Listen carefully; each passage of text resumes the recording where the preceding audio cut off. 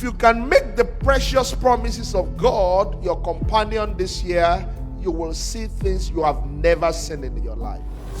God understands your English, but his promises are superior to your language. No matter how much you craft those words, no matter how much you repeat what I said, they don't count as much as what God has said. And the beautiful thing, we have all of them written down in God's word. Hallelujah.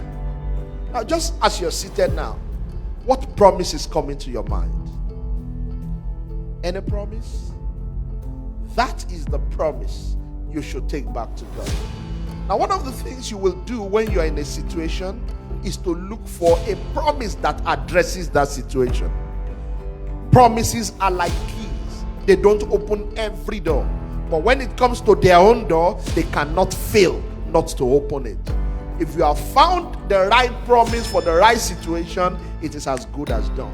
The precious promises of God this year will guarantee your supernatural advancement. Hallelujah. When others are still shouting, hey, kababa, oh, kakaka, hey, kaka, can I shock you? Promises are superior to tongues. Is somebody with me? Because tongues are not what he has said. Promises are the ones he has said. Somebody said, God's promises are God's policies. They are God's policies. There is policies, then they police him.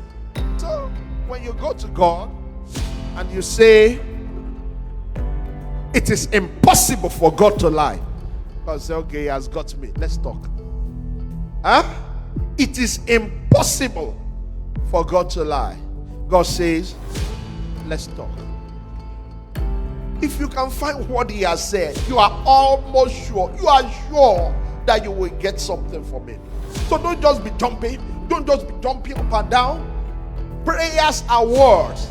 He said, bring his words back to him. Hallelujah. So the more you invest in learning his promises, the more you are investing in your advancement. And the more promises you have, the more miracles you can have.